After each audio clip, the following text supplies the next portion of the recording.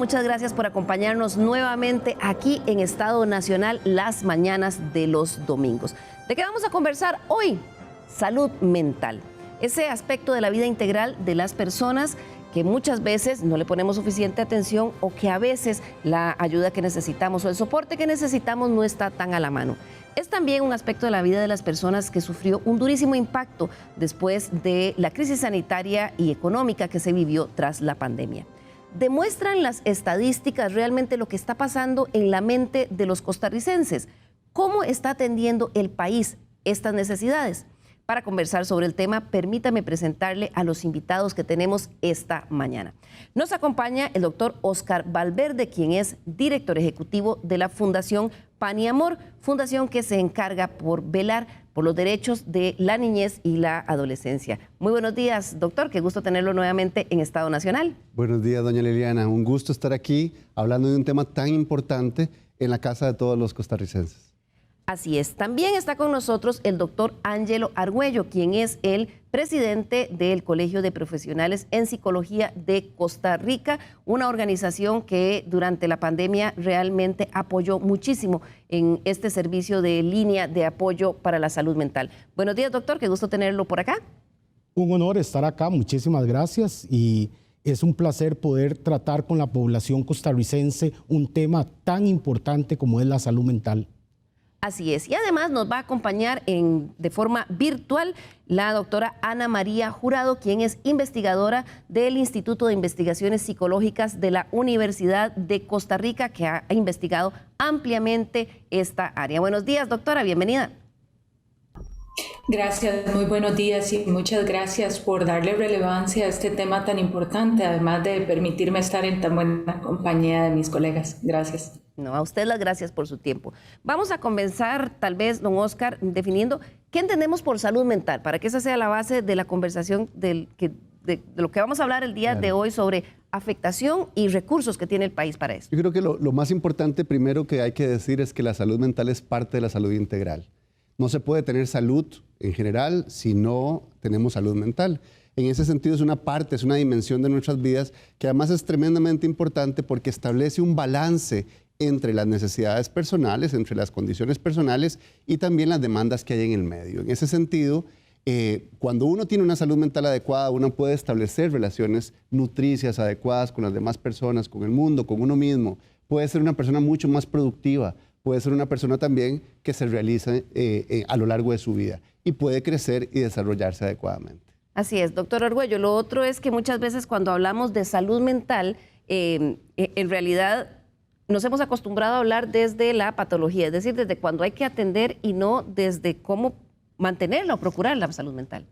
Es importante tener claro que la Organización Mundial de la Salud establece que salud mental no es únicamente trastornos mentales, no es únicamente condición de discapacidad, sino que es un concepto mucho más amplio que, como indica el colega, tiene que ver con familia, tiene que ver con comunidad, con trabajo, con recreación, con una serie de variables que deben articularse en el contexto para poder entender una definición de salud mental de persona y sus circunstancias, que es lo que el Colegio de Profesionales en Psicología ha tratado de impulsar. Claro. Doctora Jurado, a nivel mundial, la Organización Mundial de la Salud y otros entes han estudiado el impacto enorme que tuvo esta crisis sanitaria y luego la crisis económica que se sobrevino después de la pandemia, precisamente en la salud mental. Así es. De hecho, desde aproximadamente mayo del año 2020, la OMS empezó a llamar la atención a todos los países en cuanto a la prioridad que había que darle al tema de salud mental. Es una preocupación que nos acompaña desde el puro principio de la pandemia y prácticamente todos los países han hecho de alguna forma investigaciones relacionadas con establecer cuáles son las condiciones que las personas están sufriendo a nivel de salud mental. Y también hemos tenido investigaciones internacionales que han intentado estimar cuál es el costo a la salud mental de esta pandemia.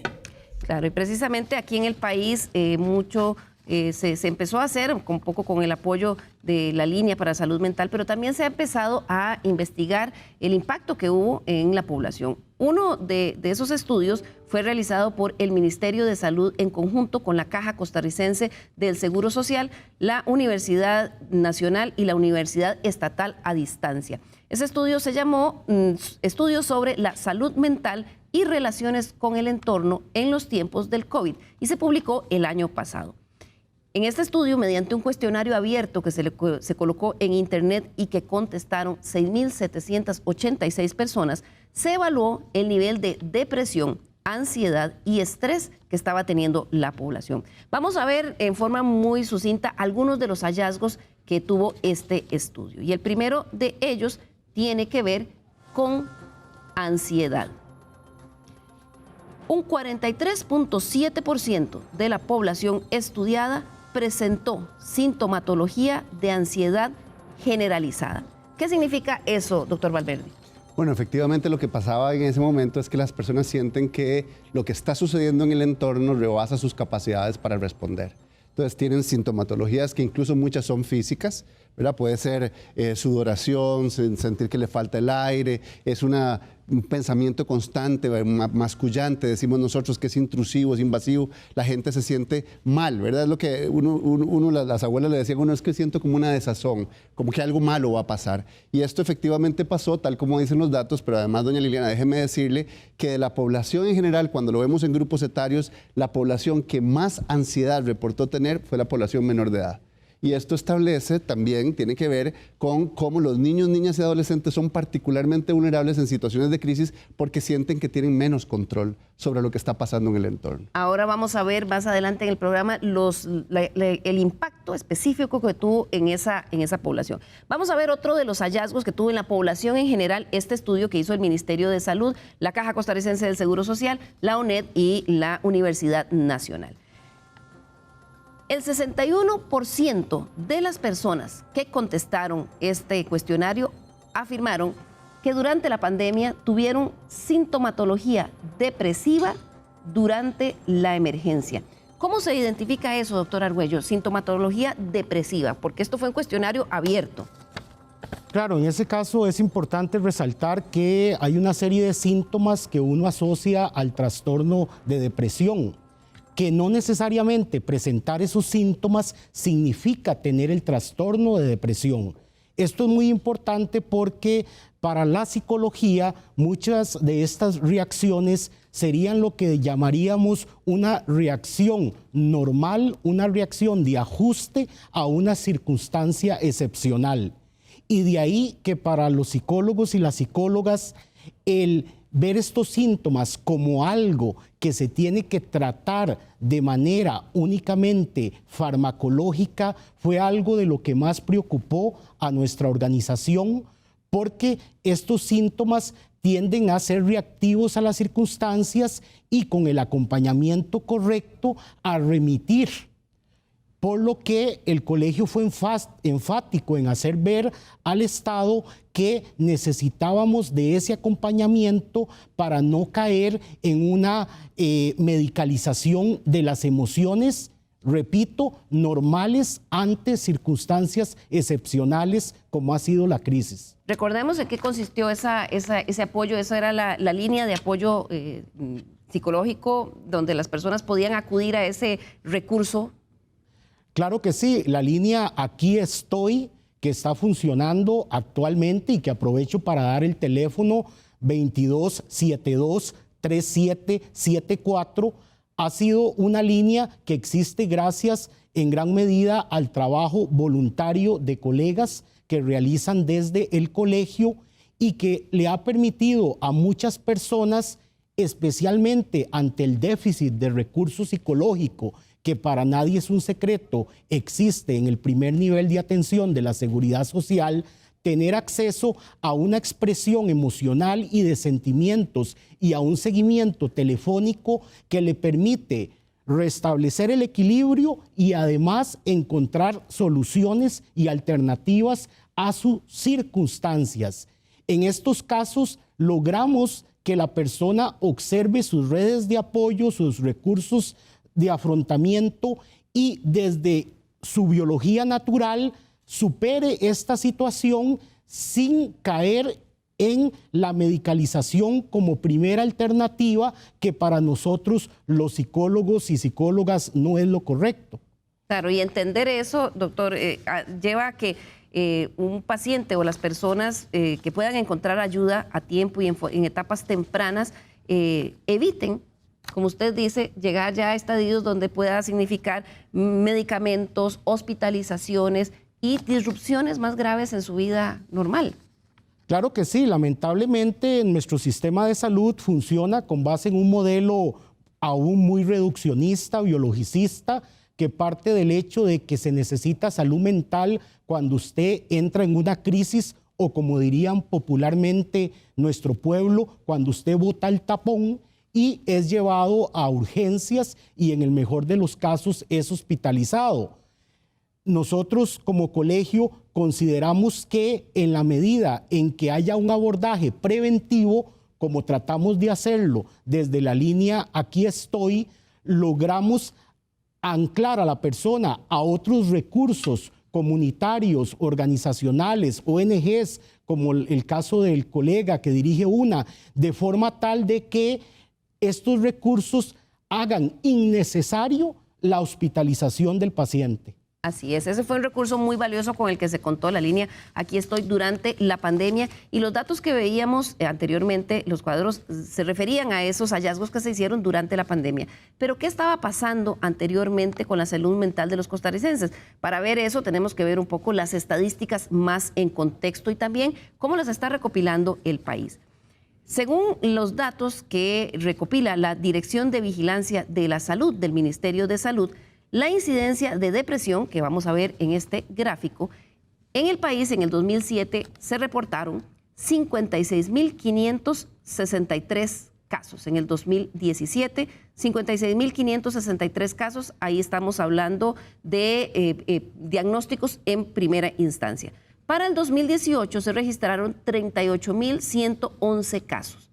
Sin embargo, según las autoridades, en ese año, por lo menos eso nos explicaron en términos muy generales en el Ministerio de Salud, se dio un cambio en la metodología de notificación y registro de los casos. Y por esa razón, la cifra de incidencias de casos pasó en el 2019 a 9.312. Para el 2020 solo se registraron 5.070 casos. Y el año pasado, sí, de nuevo, hubo un repunte con 5.854 casos. Sin embargo, las cifras de los 2 últimos años no necesariamente significan que en el país tenemos menos casos de depresión. Doctora Jurado, y usted lo ha indicado ya en el pasado también. Aquí tenemos un tema, digamos, del registro, pero ¿qué es lo que vemos al analizar las estadísticas? Bueno, en cuanto a temas de epidemiología, es muy importante anotar que normalmente la epidemiología suele ir un par de años atrás en cuanto al dato, porque el dato hay que curarlo, es el término que se utiliza. Entonces, las cifras que maneja el Ministerio de Salud, por ejemplo, están con base en el reporte que hacemos las personas profesionales en salud mental con respecto a los casos que detectamos en la consulta y son de reporte obligatorio. Dentro de ellos, por ejemplo, están las cuestiones depresivas. Normalmente esos datos tienen que ser registrados y depurados dentro del Departamento de Vigilancia Epidemiológica del Ministerio.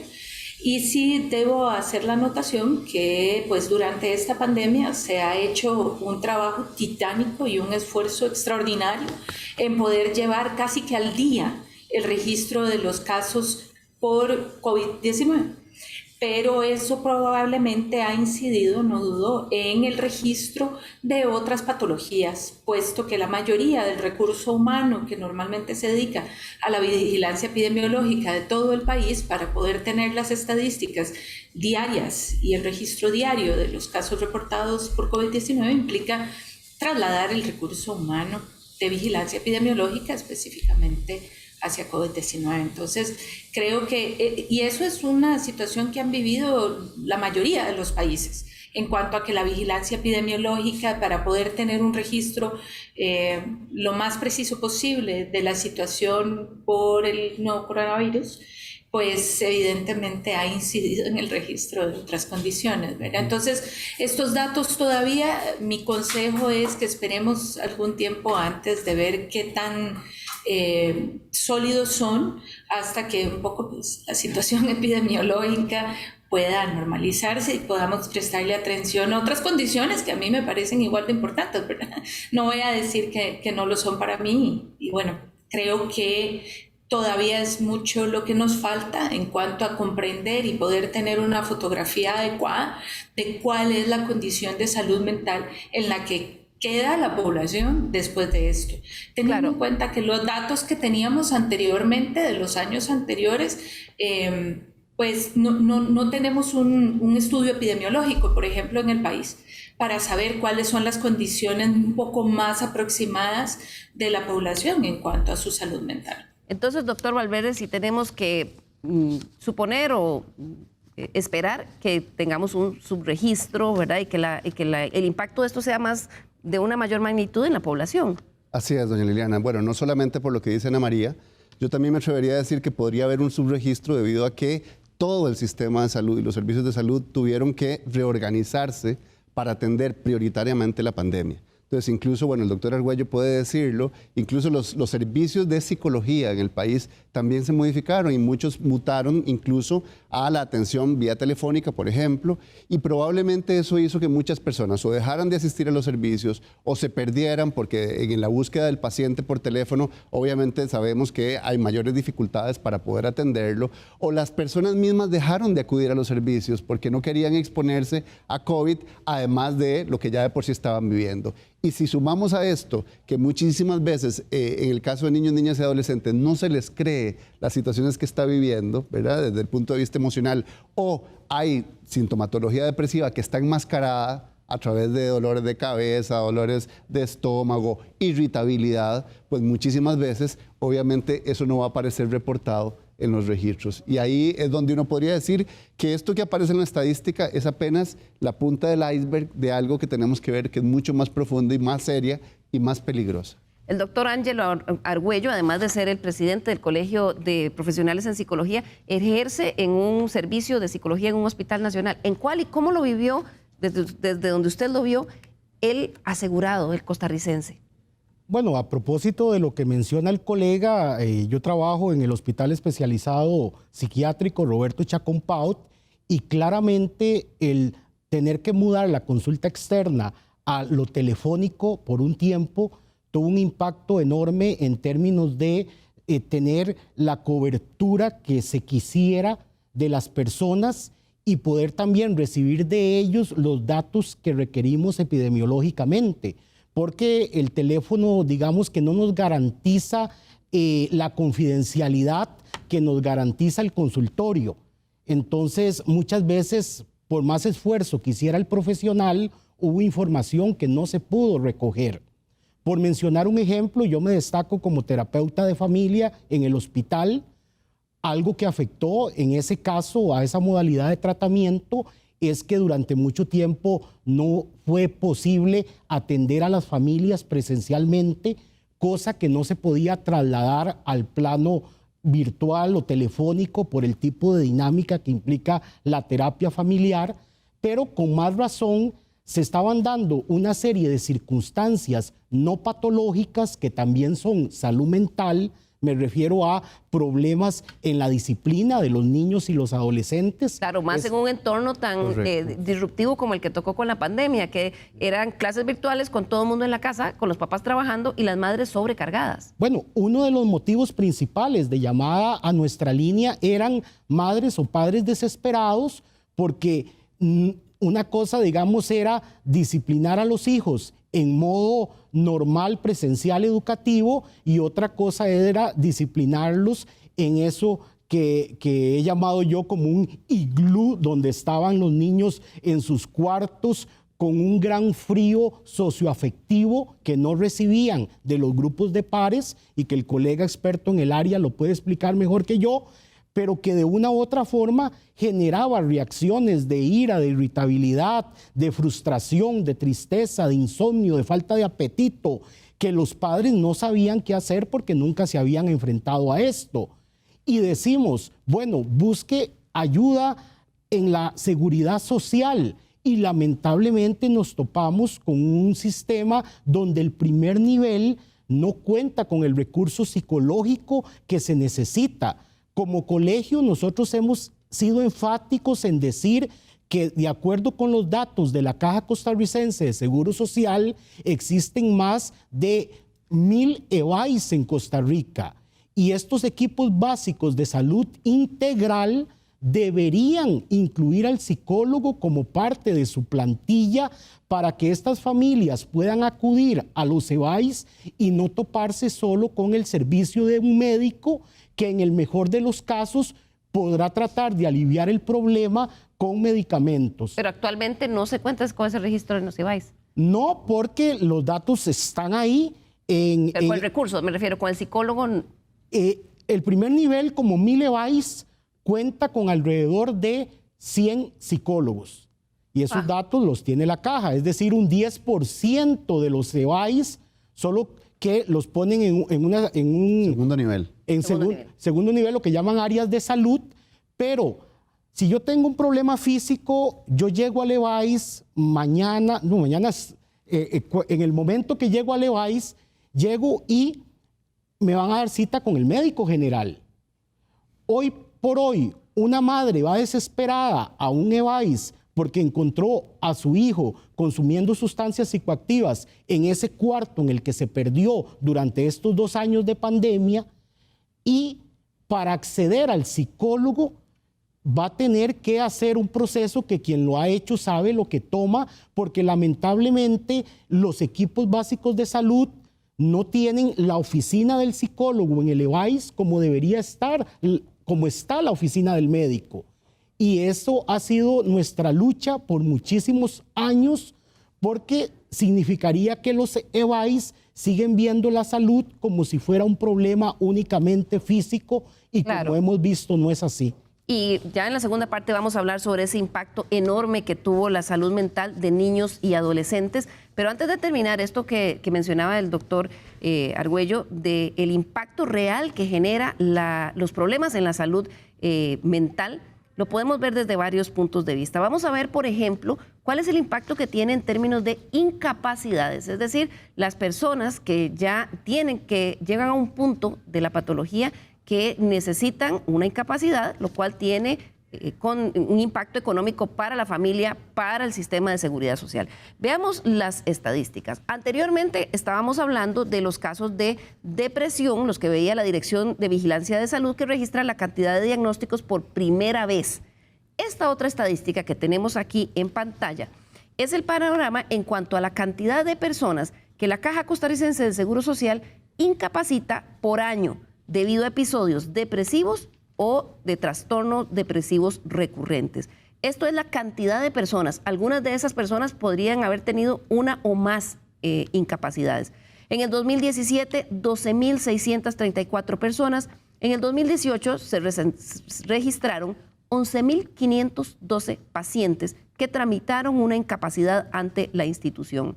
En el 2019 la cifra se mantuvo muy similar, pero bajó en el 2020 a 7.513 personas, y para el año pasado otra vez volvió a repuntar un poquito, pero son 8.628 personas que tuvieron que dejar de trabajar. Y doctor Valverde, probablemente esta estadística no indique que se están reduciendo las incapacidades, sino que nuevamente por lo atascado que estuvo el sistema de salud, pues esto fue lo que pudo atender. Sí, además yo quisiera plantear a partir de estos datos, hay un concepto internacional que se utiliza, que es lo que se conoce como carga de enfermedad, que es donde es como uno puede explicar la cantidad de años perdidos, es decir, productivos, en un país, ¿verdad? Y dónde es que está esa carga, esa cantidad de años perdidos, que puede ser por incapacidad o puede ser por muerte. En ese sentido, lo que los estudios han demostrado es que los perfiles epidemiológicos de todos los países, incluyendo Costa Rica, han ido mudándose a una carga de enfermedad concentrada en aspectos psicosociales.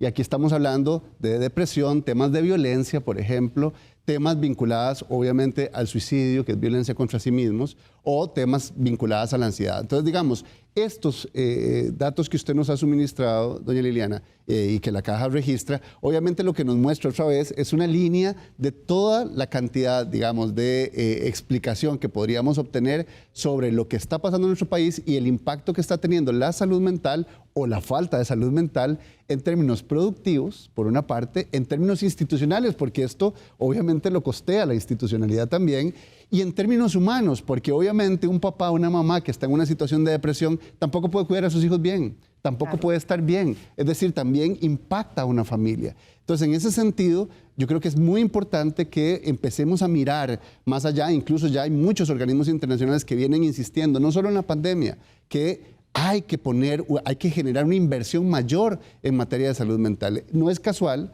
que el último informe del Estado Mundial de la Infancia, de UNICEF, del 2021, es sobre salud mental. ¿Por qué? Porque estamos viendo cómo no solamente estamos vulnerando el derecho de niños, niñas y adolescentes al no atender la salud mental, sino que además estamos hipotecando peligrosamente el futuro de los países si no atendemos la salud mental de niños, niñas y adolescentes.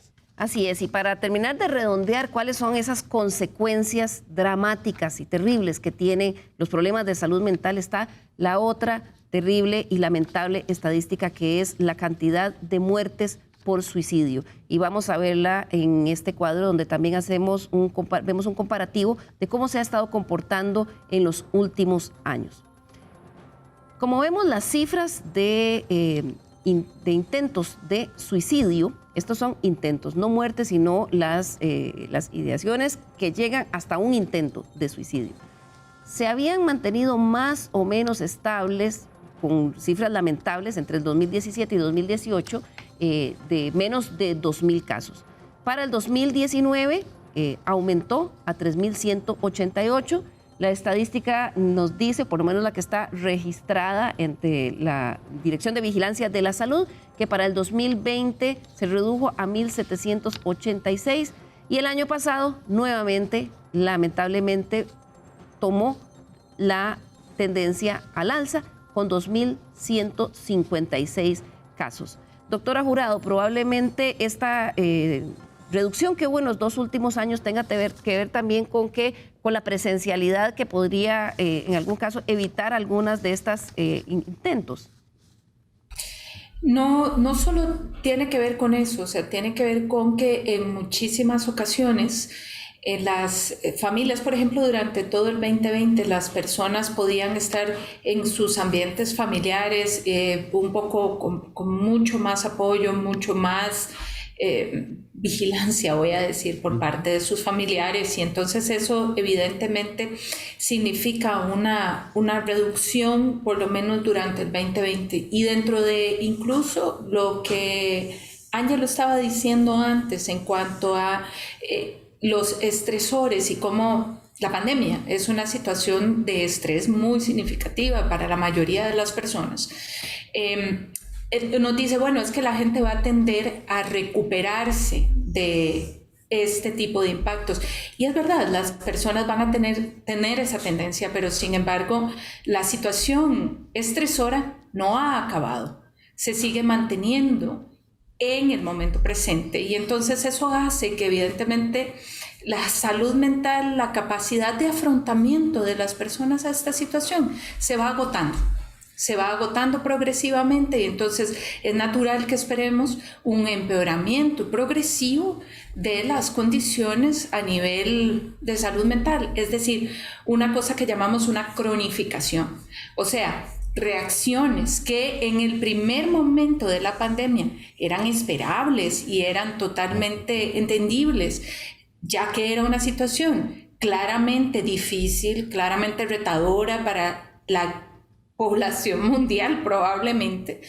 Con el tiempo, con el paso del tiempo, como la situación no cesa, sino que se mantiene, incluso empeora, cada vez íbamos a olas peores como en la que estamos en estos momentos. Eso va agotando la capacidad de la población y sus recursos de afrontamiento. Y entonces hace que lo que podemos lamentablemente esperar es que la capacidad de las personas de hacerle frente a esta situación se va a ir reduciendo y su salud mental en consecuencia, ¿verdad? Estos problemas de ansiedad, estos síntomas asociados al estado de ánimo y otros que nosotras en nuestra investigación cubrimos, y fue una investigación paralela a la que hizo la UNA y la UNED con el ministerio que usted estaba comentando ahora, y preguntamos también por otras cosas, como problemas físicos que normalmente tienen una variante psicológica muy importante, como son los trastornos por dolor, los dolores de cabeza, las lumbalgias, tienen un factor psicológico asociado, los problemas gastrointestinales y otros problemas físicos, los problemas del sueño, los problemas de concentración, que esos están experimentándose altamente por parte de la población, y tendemos a pensar que al la situación persistir y no mejorar, hace que la salud mental de la población pues vaya en consecuencia, ¿verdad? Y claro, como decía Oscar anteriormente, nosotros encontramos no solo en la población menor de edad, sino que quienes se encuentran más afectadas son las personas menores de 25 años, o sea, las personas jóvenes. Correcto. Y también las mujeres. Así es. Sobre todo de los lugares más vulnerables, ¿verdad? O sea, las personas costeras, con mayor sí, con zonas costeras, las personas con mucha mayor vulnerabilidad que contestaron nuestra encuesta, ¿verdad? La muestra que nosotros tenemos, esa es la realidad, pues, epidemiológica que encontramos, y son las poblaciones más afectadas, que tenemos el temor que ante esta situación no parar, tampoco pare el deterioro a sus condiciones. Así es, generales. Jóvenes y niños y mujeres también de zonas costeras. Antes de terminar esta primera parte del programa y luego ya entrar a esta afectación de niños y jóvenes, quería concluir con la estadística lamentable, ya no de los intentos de suicidio, sino las cantidades de muertes por suicidio, para dimensionar por qué es tan importante que hablemos de salud mental. Los casos de muertes por suicidio habían tenido un comportamiento relativamente estable entre 2015 y 2017. Sin embargo, en el 2018 los casos llegaron a 397 muertes por esta situación, y en el 2009 se contabilizaron 387. Las estadísticas disponibles para el 2020 hasta el momento solo están al primer trimestre, pero en los primeros 6 meses, el primer semestre, en esos primeros 6 meses se contabilizaban ya 145 lamentables decesos por estas causas. Doctor Valverde, ¿cómo identificar cuando una persona está cerca de esta barrera para poder apoyar?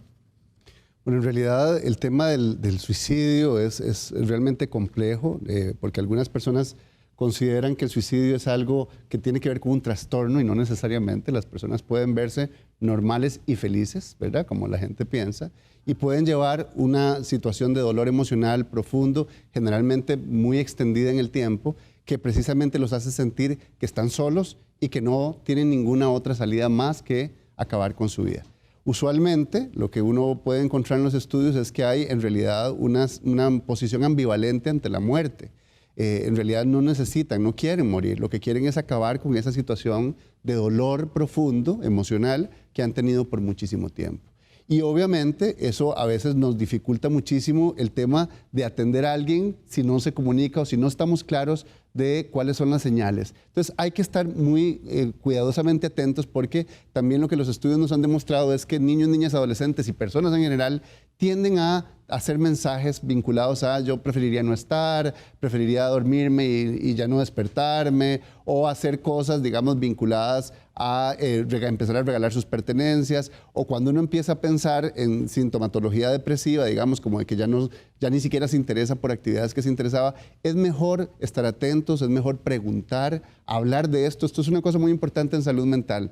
Tenemos que quitar el estigma de la salud mental. Igual que uno le pregunta a alguien, mira, ¿te duele el estómago? Tenemos que preguntarle, ¿tenés algún dolor emocional? ¿Cómo estás? ¿Cómo estás? ¿Cómo estás? ¿Cómo te sentís? Yo estoy aquí para apoyarte. Y a veces, si sospechamos que alguien quiere hacerse daño, tenemos que preguntarle directamente, ¿vos estás pensando en hacerte daño? ¿Estás pensando en matarte? Porque es la única forma a la cual podríamos llegar a tiempo para intervenir adecuadamente.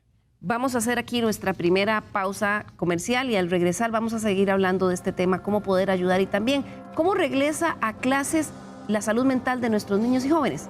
Ya volvemos.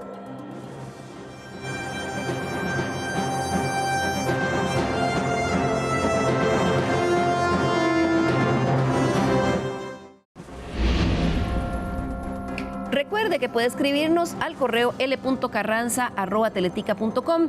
Nos interesa mucho sus sugerencias, críticas y observaciones sobre el programa. Ayúdenos a hacerlo juntos.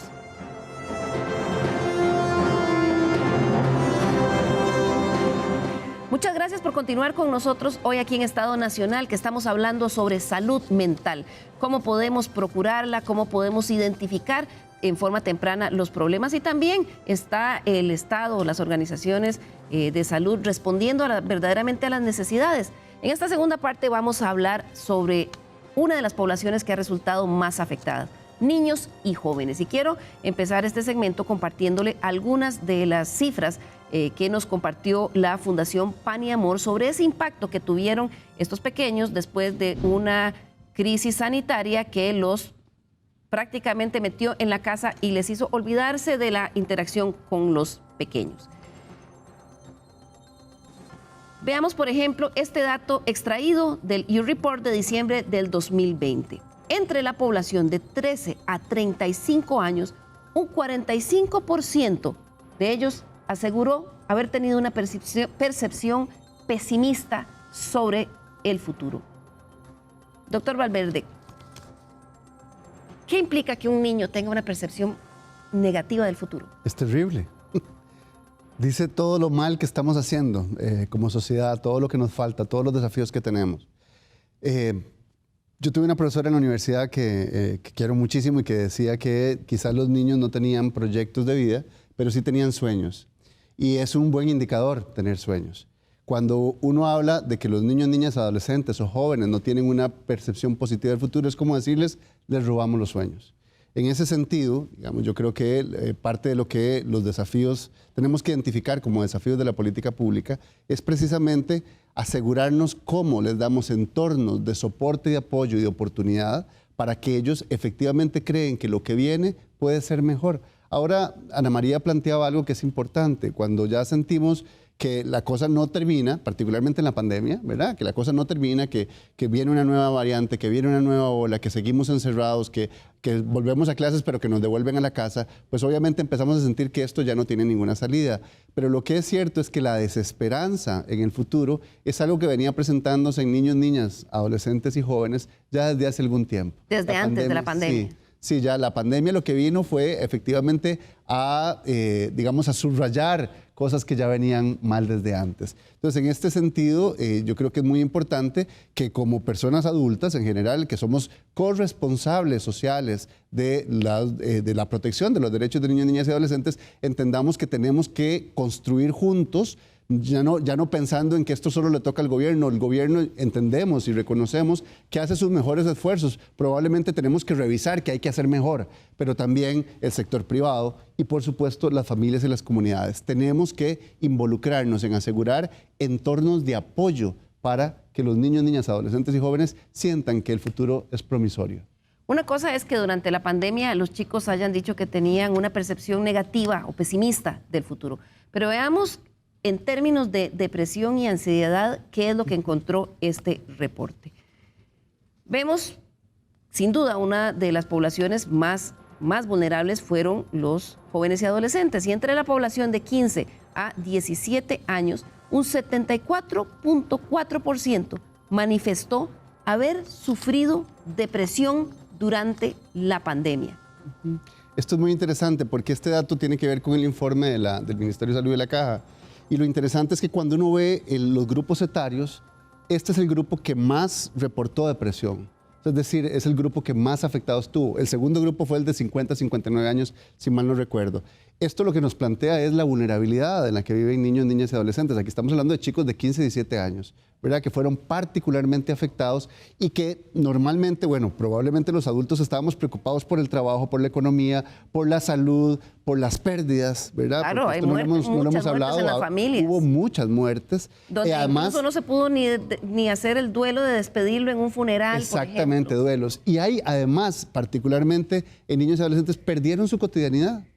perdieron sus clases como las conocían en un entorno educativo que además muchas veces respondía como un recurso de apoyo y de socorro a aquellos niños que vivían violencia o abuso sexual en sus hogares, y de repente los metimos en los hogares porque no había otra cosa que hacer.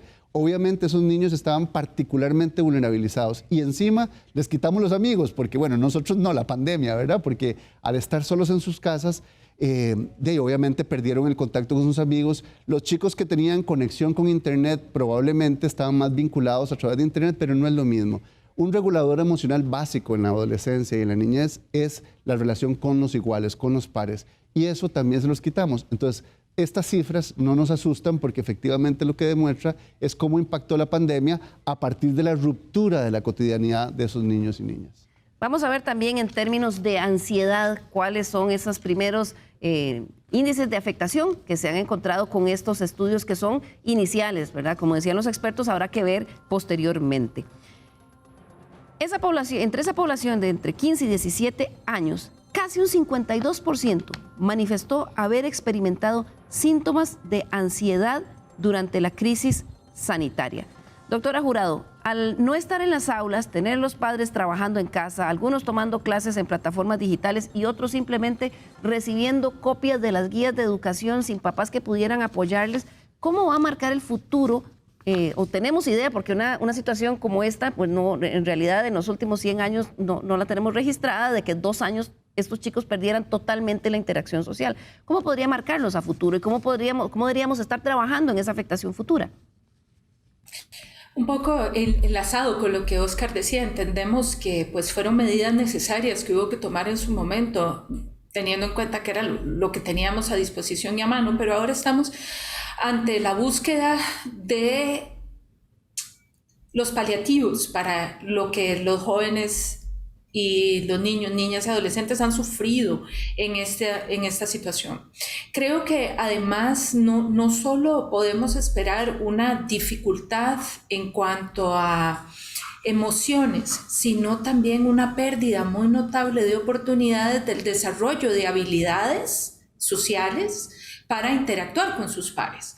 Esas habilidades sociales normalmente se generan interactuando con pares y estando dentro del espacio principalmente educativo, pero también de muchos otros. O sea, son niños que durante muchísimo tiempo no se le permitió interactuar con sus iguales en ningún otro espacio. Les recuerdo que los parques, por ejemplo, también estaban cerrados y estuvieron cerrados durante muchísimo tiempo. O sea, todos los espacios de interacción se les fueron cancelando, y ahí tengo que ser muy honesta, sin ninguna justificación técnica ni científica que justificara el cierre de los espacios recreativos como los parques. O sea, una medida absolutamente innecesaria. Con un costo altísimo.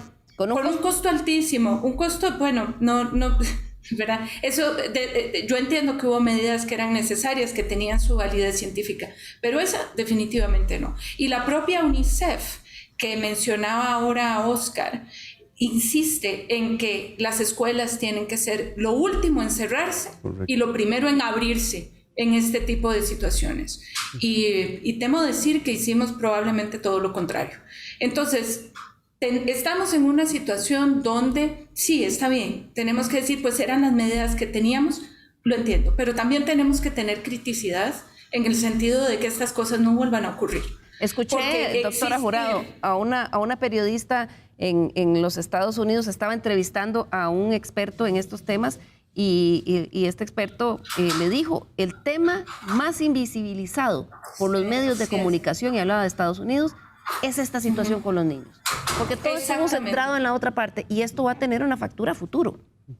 La va a tener sin duda, porque además no es solo el rezago educativo, que es lo que nos preocupa en este momento, un rezago educativo que, como Oscar mencionaba antes, son cosas que venimos arrastrando, y la pandemia nada más fue un megáfono para dejar muy claro la gravedad de la situación que estábamos viviendo y empeoramiento, como insistía antes, de condiciones que ya estaban ahí, que eso que empeoramiento, ¿qué quiere decir? Que ya no afectaban a un grupo pequeño, sino a un grupo muchísimo mayor. Pero no es solamente el tema del rezago educativo, es el desarrollo el que se encuentra rezagado por temas emocionales, sí, como ustedes bien están refiriendo, por ejemplo, la ansiedad y la depresión. Hoy en día sabemos científicamente que no son cosas necesariamente diferentes, sino que probablemente son momentos diferentes en los que hacemos la evaluación, pero es un problema emocional. Casi todas las personas que ustedes conocen y los colegas lo saben, que padecen depresión clínicamente hablando, tienen también síntomas de ansiedad muy perseverantes. Entonces estamos hablando de criaturas con ansiedad, con síntomas del estado de ánimo muy significativos, probablemente con estrés postraumático en muchísimas ocasiones ante todas estas situaciones que han vivido, y esos son los niños que ahora estamos enviando a las escuelas, y además con políticas que implican que vengan a escuelas que están más llenas, más abarrotadas. Por años les hemos dicho, no hable con otros niños, vea qué grave. O sea, les hemos dicho a los niños, no hablen con otros niños. Y ahora otros ponemos un niños, montón. niñas son peligrosas. Y ahora todos juntos en un aula. Y además todos juntos y más, incluso más niños que antes, porque vimos esta semana que el Ministerio de Educación dijo que para maximizar los costos iba a meter más niños en el aula. Doctor Valverde, hablemosle a las mamás y los papás que nos están viendo esta mañana, porque este tema sí está por encima de clases sociales, de ubicación geográfica. Estamos claros que hay algunas zonas donde es más grave, pero los niños y adolescentes fueron afectados en todas, absolutamente todas las ubicaciones sociales del país. ¿Cómo los papás, en qué deberían de estarse poniendo atención, tener cuidado y cómo actuar? Sin duda, yo creo que lo primero que hay que hacer es romper esta visión idílica de la infancia y la adolescencia, como de que a ellos en realidad solo les interesa jugar y no les importa nada más, no les afecta nada. En realidad, niños, niñas y adolescentes viven malestares psicológicos y han vivido esta pandemia, tal como ya lo hemos dicho, y no voy a abundar, de una forma particular y con una gran vulnerabilidad. En ese sentido es importante sentarnos a hablar con ellas. La conversación es quizás de las cosas más importantes, más simple, pero de las más importantes. Y cuando hablamos de conversar, hablamos de sentarnos a hablar en su nivel, escuchar su experiencia, cuál es su sensación, creerles, además también modelarles, porque no se trata aquí de que los adultos escondamos lo que sentimos. Cuando nosotros también nos atrevemos como adultos a hablar con nuestros hijos, hijas u otros niños que están bajo nuestro cuidado, de qué también es lo que sentimos, ¿verdad? Y cómo podemos, qué recursos tenemos como familia, qué recursos tenemos en la comunidad para salir de la situación, pues probablemente ellos también aprendan a encontrar estrategias de afrontamiento para la situación. Pero lo más importante, Liliana, es creerles, es sentarse con ellos y ellas a escucharles y a decirles cómo te sentís en esta situación. Y por otra parte, no, por decirlo así, digamos, no lastimar, no invalidar, no deslegitimar aquellas experiencias de los chicos, porque uno escucha a veces a las mamás y papás diciendo, pero hay cosas más importantes, otros están peores. No, es que lo que está viviendo ese niño o esa niña puede ser una experiencia adversa. De hecho, iba a decir, en línea con lo que decía Ana María Jurado, que las experiencias adversas en la vida de niños y niñas que están en desarrollo, está comprobado científicamente, pueden ser predictores de futuras situaciones de compromiso con comportamientos de riesgo, por ejemplo. Entonces, ¿cuáles son experiencias adversas? El abandono, la violencia, el abuso sexual. La pandemia es algo que alguna gente ha empezado a hablar como una experiencia adversa en la infancia. Entonces, claro, como usted lo decía, doña Liliana, no tenemos claro cuáles son las secuelas que va a tener esta generación de niños, niñas y adolescentes. Por tanto, tenemos que abocarnos, primero, a escucharles, segundo, a investigar qué es lo que está pasando, y tercero, a construir de una forma corresponsable, socialmente hablando, estrategias, espacios seguros de apoyo para poder superar esta situación. Doctor Argüello, ¿qué tipo de señales o cosas deberían los padres de familia decir, uy, aquí hay una banderita roja y necesito hacer eso, escuchar? Porque también, digamos, hay que ponerse en los zapatos de la mamá que tal vez estuvo, como decíamos, trabajando teletrabajo y los niños y demás. ¿Por qué es importante que le pongamos atención a esto? Sí, quisiera ponerme en este momento el sombrero de especialista en clínica para analizar esos datos tan interesantes, porque escuchando a la colega, lo primero que me planteaba era, en la pandemia en sus inicios, todo asemeja a una reacción de ajuste que desde la psicología es una oportunidad más bien para enseñar habilidades de afrontamiento. Y para muchos psicólogos y psicólogas, esta pandemia podía jugar en ese término de crisis-oportunidad y más bien reforzar áreas débiles de las familias, por ejemplo, ante la circunstancia de pasar más tiempo en familia. ¿Qué tal que mejoraría la comunicación en el hogar, por ejemplo? Pero como ha durado 2 años, ahorita estamos en un punto que no sabemos qué de esto pasó de reacción de ajuste, que fue lo que expliqué al inicio, a lo que los clínicos llamamos trastorno de adaptación. Y ahí es donde los padres juegan un papel importantísimo al analizar lo que pase de aquí en adelante con sus hijos. ¿Por qué? Porque todos podíamos tener la ilusión de que si un hijo, un adolescente, un niño se sentía mal, esto se arregla cuando acabe la restricción. Esto se arregla cuando regrese a clases. Eso es, digamos, una actitud muy positiva de que el andamiaje interno del niño lo va a reacomodar a la nueva realidad de forma automática y vamos para adelante como si nada hubiera pasado. Quizás en algunos casos sea así, pero en otros casos podríamos estar ante más bien un trastorno de adaptación, que eso implica un cuadro sí ya más de tipo hasta patológico de la infancia y la adolescencia, donde si los padres, ahora que los niños regresaron a clases en estas semanas, sienten que persisten actitudes, por ejemplo, de aislamiento, de soledad, de falta de ánimo para responder una pregunta tan sencilla como ¿cómo te fue en la escuela? ¿Verdad? O sea, usted ahí podría leer la motivación del niño para esta nueva vida que está iniciando en la presencialidad. Si notamos que eso no es normal, pues es una señal enorme de que tenemos que buscar la ayuda profesional, ya ahora sí, porque yo no depositaría esta responsabilidad en las familias, y ahí es donde el Estado juega un papel importantísimo, porque si las familias buscan la ayuda profesional para tratar la situación, necesitamos un Estado que se las ofrezca. Me pone usted el tema en la mesa con el que quería concluir el programa. Doctora Jurado, el Estado, ¿cómo estaba respondiendo el Estado a estos temas de salud mental?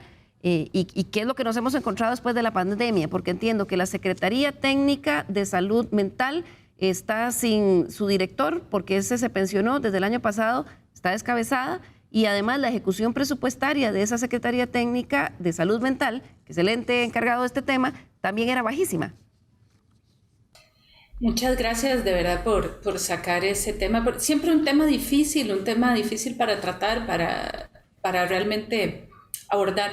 Desde el año 2019, algunos medios empiezan a reportar que hay una subutilización del presupuesto que se asigna a atención en temas de salud mental desde la Secretaría Técnica en Salud Mental. Como se dice en efecto, desde diciembre del año 2020 se pensiona el secretario técnico en salud mental, el doctor Golche, y desde entonces ese puesto está vacante, por decirlo de alguna forma. Tengo entendido que no es un puesto que se ha suplido a día de hoy. Entonces, pues si para el 2019 lo que se había hecho era limitado, es probable que durante toda esta pandemia los recursos que se asignaban para atención en temas de salud mental se hayan dirigido a atención de la pandemia y se haya pues incluso ejecutado y se haya hecho todavía mucho menos, porque como hablábamos antes al principio, pues casi todos los recursos de salud se dedican a el enfrentamiento de esta situación pandémica, cosa lógica y cosa comprensible. Pero además, antes de eso, como Ángelo muy bien mencionaba, la aproximación era normalmente biomédica, es decir, a través del uso de medicamentos. O sea, la atención en salud mental era sobre todo a nivel público de una atención medicamentosa. Y además la y ellos saben que no estoy mintiendo, la atención que se puede dar a nivel de psicología, voy a decir es limitada, puesto que normalmente primero hay que aceptar que la atención que se hace en psicología es muy diferente a la atención que se hace a nivel médico. Nosotras no podemos ver a nuestros pacientes una vez cada 3 meses, sino que nosotras necesitamos una recurrencia mayor de por lo menos cada 15 días poder atender a la persona usuaria. Y lamentablemente pues los recursos en la caja de profesionales en psicología ya eran limitados. Y voy a hacer otra acotación: durante la pandemia, pues dentro de las muchas personas que han sufrido a nivel de salud mental de esta pandemia, son el personal de primera respuesta. Claro. Y entonces muchos de los recursos de salud dentro del espacio hospitalario, los espacios de la caja, se dedicaron a atender al personal de primera atención en salud, con lo cual eso hizo que mucha de la población quedara en lista de espera. Y entonces Claro. pues eran recursos que ya estaban muy colapsados, porque no son suficientes, como Ángelo ya muy bien aclaró, y ahora con una demanda muchísimo mayor. O sea, nosotras Claro. a nivel privado incluso lo vivimos, ¿verdad? Que realmente los profesionales en psiquiatría y en psicología a nivel privado no damos abasto. Así es, y es que ha habido esa demanda del servicio. Se nos está acabando el tiempo, voy a pedirles que muy brevemente, en menos de 1 minuto, me den una reflexión final. Empiezo por usted, doctor Valverde. Bueno, la salud mental no es algo que se construye en los hospitales, en los servicios de salud. La salud mental inicia en la familia y particularmente en niños, niñas y adolescentes tenemos que asegurar entornos protectores, seguros, libres de violencia, llenos de oportunidades y de apoyo para que esa salud mental de los niños, niñas y adolescentes pues se construya y crezca. Luego siguen los centros educativos y la comunidad y finalmente todo el aparato, digamos, del sistema de salud que también viene a establecer. Y por otra parte, la estructura, digamos, general de la institucionalidad que protege, y ahí hay que poner atención también porque la protección social es un tema en el que tenemos que invertir para asegurar que las desigualdades o las inequidades no, al final de cuentas, repercuten en la salud mental de niños, niñas y adolescentes. Les pongo a disposición la página de la Fundación Pan y Amor. Ahí padres, madres de familia, docentes, personas con rol de cuidado pueden encontrar herramientas que pueden ayudar a acompañar a los niños, niñas y adolescentes en ese camino de construcción de salud mental. Muchísimas gracias. Continúo con usted, doctora Jurado, en menos de 1 minuto, conclusión final. Creo que vamos a coincidir en mucho. La única forma de poder atender la problemática tan grave a nivel de salud mental que vamos a empezar a notar ahora mucho más es si volvemos la salud mental a las comunidades, si le devolvemos a toda la sociedad el control y la posibilidad de incidir sobre su propia salud mental. Tenemos que volver a las comunidades, tenemos que volver al apoyo social para que podamos hacerle frente a esta situación tan grave. Nosotras, por nuestra parte, vamos a seguir intentando conocer qué tan grave es el problema, haciendo la investigación que nos corresponde para poder decirle a Costa Rica qué tan grave es la situación, tener los datos para poder emitir política pública para atender la problemática que se nos avecina. Muchísimas gracias. Y concluyo con usted, doctor Argüello, menos de 1 minuto, desde el punto de vista de la política pública. ¿Qué le decimos a los políticos? 1, que la salud mental importa.